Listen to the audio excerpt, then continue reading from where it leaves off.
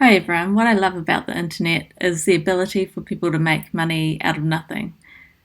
There's all sorts of things you can do on the internet. So you can go create apps, you can upload images, you can create icons, you can create books, you can create YouTube videos. There's so many ways to make money.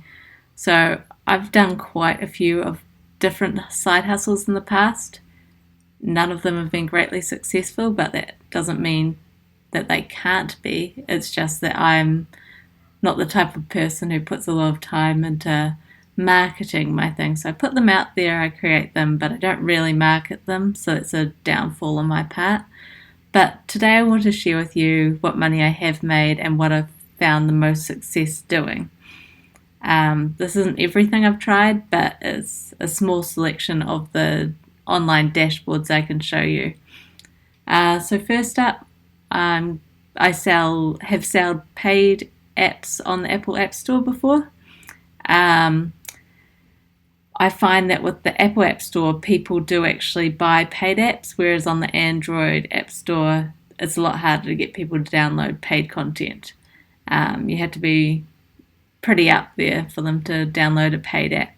I think that's probably because people expect a bit more quality from the Apple App Store apps, and that probably comes down to the price point. To publish an app to the Apple App Store, you have to pay, I think, about $100 a year, and so it's not worthwhile if you're not really going to be doing decent apps.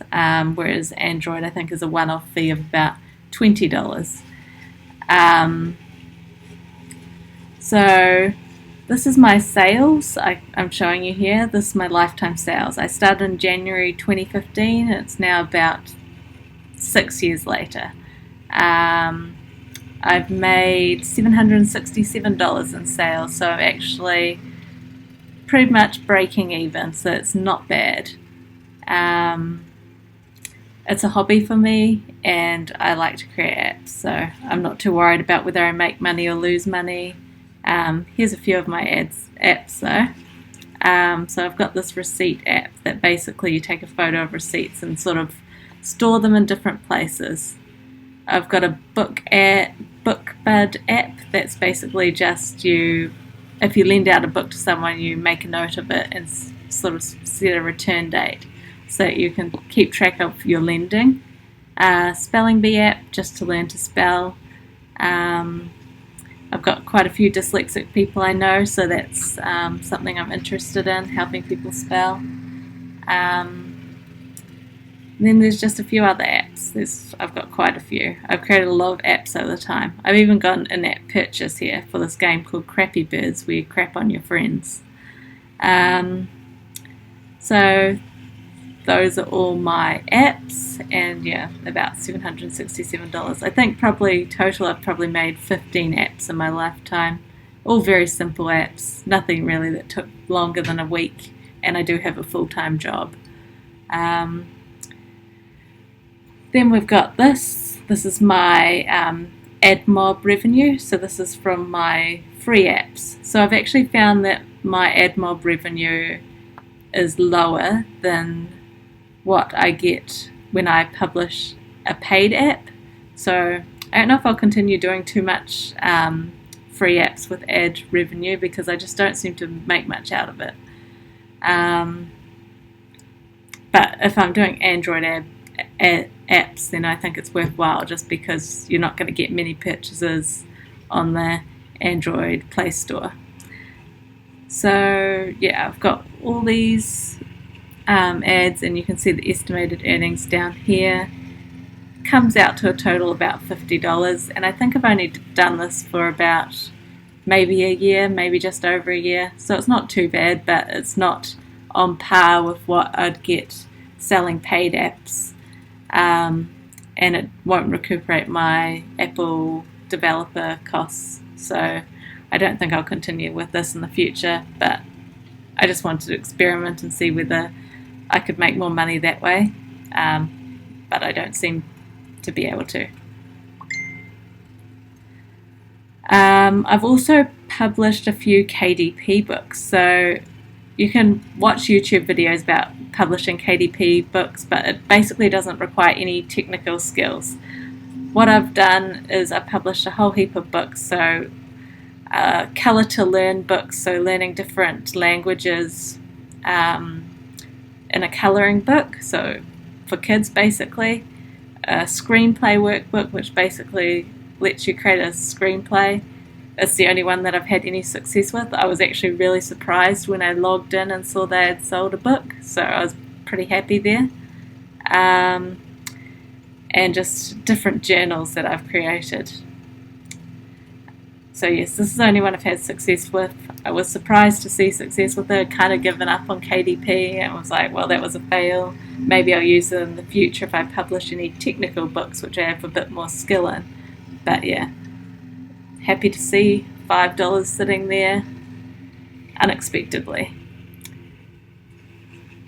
So I also have a Shutterstock contributor profile, and I haven't really done much here, but I've uploaded 540 images and I've got $3.77 over about a few years, but I don't look at it, I don't really pay much attention to it.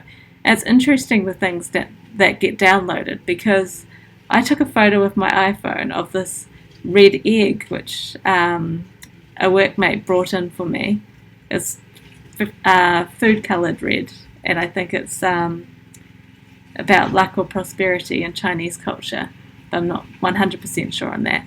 And that one sold for US $1.88, and it's just a really average photo. I couldn't understand why anyone would want that, but you never know what's going to sell, is my point there. A lot of people will make a lot more. I think going through the referral program would probably be even better. Look, you can promote your profile and earn up to $200 for every new customer you refer. But I haven't referred anyone. I'm not very active on Shutterstock, and really I just want to explore my options there and have a play around. So I probably wouldn't do much further with that. I'm getting more and more into my app development, so there's not much benefit for the returns. And finally, I've created some icons and uploaded them to Icon Finder. So I haven't had any success there. I've only uploaded them about 3 months ago, but I've had zero success, zero downloads. I kind of was creating them anyway because I wanted them for some UIs I was doing, so it's not a big deal to me that they haven't downloaded. People can make good money on Icon Finder, but you're probably better to follow someone who's actually into design. I really am not. I'm not good at drawing. I just wanted some quick and easy icons to use in my products, so I figured I may as well upload them, see what happens. You never know what you're going to be successful at. You just sort of keep trying and eventually maybe you'll succeed. As you can see, none of these things are enough for me to live off personally. I have a full-time job and I've been working since 2014 as a developer and now a solution architect. So yeah, I won't be quitting my day job anytime soon, but I hope that gave you an insight into different things you can do. As a developer, you can also go on Fiverr and build up a reputation there, but initially you kind of need to undersell yourself to get some good reviews, because the good reviews really help you get future sales. If you're just starting out without any reviews, you're not going to be able to charge top dollar because you don't have a reputation there. So yeah, that's another good thing for developers to do. Yeah, so that's pretty much it. Hope you guys enjoyed the video and found it helpful. I'll see you guys around.